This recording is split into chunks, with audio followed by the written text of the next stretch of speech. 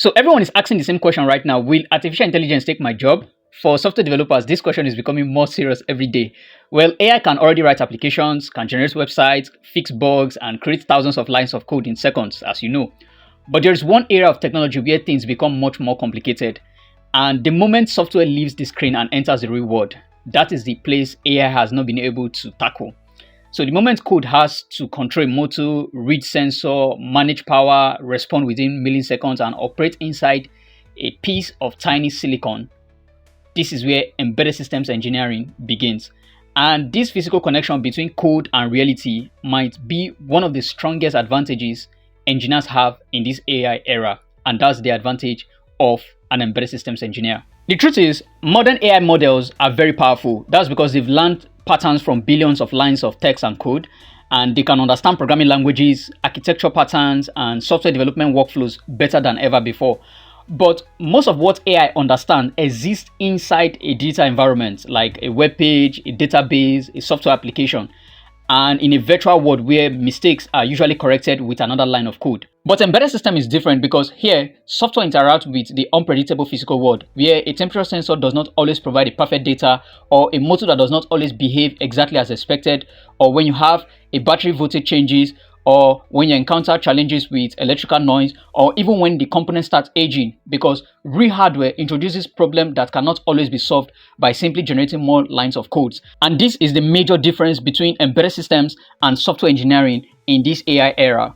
Now, one of the biggest differences between traditional software and embedded systems is timing. In many software applications, being slightly slower is annoying, while in embedded systems applications, being slightly slower can completely change the outcome. Now, imagine an automotive control unit managing a vehicle system, or imagine a medical device monitoring a patient. These systems require predictable behavior, and that is why embedded systems engineers call it the deterministic execution. Why? Because the system must respond exactly when it is expected.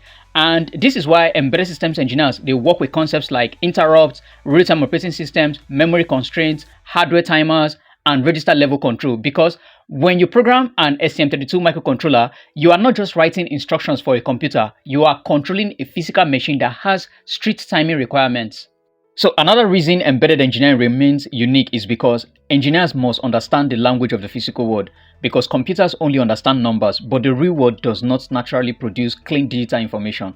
Sensors generate signals, and those signals contain noise, so they require filtering, calibration, and interpretation. A humidity sensor in a greenhouse, for instance, a camera inside a robot, an accelerometer inside a smartwatch, and all of these devices create a bridge between reality and software, and building that bridge requires understanding electronics, physics, and programming together. There is another challenge AI faces when working with embedded systems because resources are limited. Your laptop may have gigabytes of memory, but a microcontroller inside a product may only have a few hundred of kilobytes. So every byte matters, every milliwatt matters, every instruction matters, and that's why embedded systems engineers constantly optimize for how much memory is used, how much power is consumed, how quickly the system responds. And this is why generating more code is not always the answer.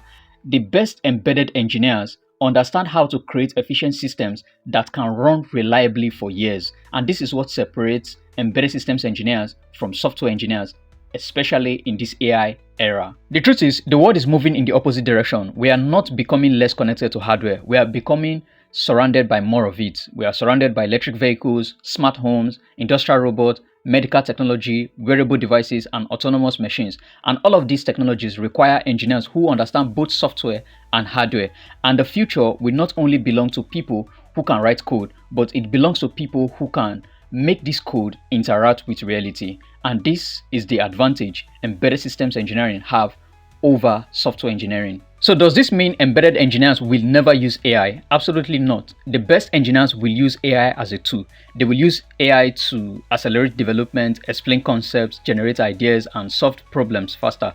But the engineers who understand hardware will always have an advantage because they understand the environment where software will have to operate. And if you want to enter this field, start with the foundation, learn C programming, understand electronics, master microcontrollers like Arduino, ESP32, STM32, learn communication protocols like I2C, SPI, and UART, and try and build real projects because the future is not only digital, the future is physical.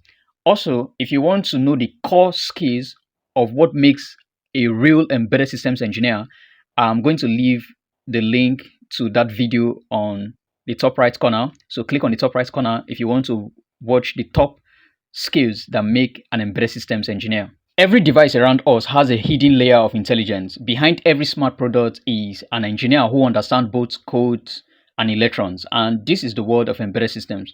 If you want to learn how these technologies work, subscribe to Embedded Systems Diary, because the next generation of engineers will not only program computers, they will build the machines that shape the future. Thank you for watching, and don't forget to like and subscribe. Bye!